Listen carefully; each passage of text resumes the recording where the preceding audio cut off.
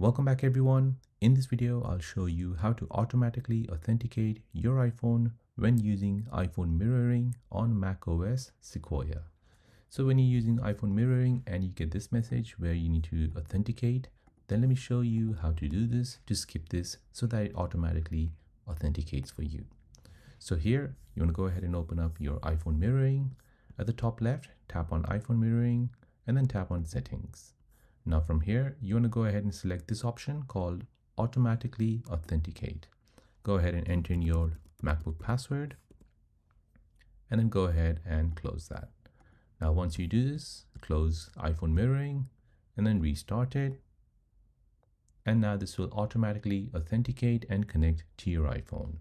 So there you go guys, that is how to automatically authenticate your iPhone when using iPhone mirroring on your macOS Sequoia. If you're new on the channel and you want to find out more about your iPhone, your Android phone, or any other social media apps, then don't forget to subscribe to this channel to become a part of the Simple Dad community. Hit the like button if you find this video useful.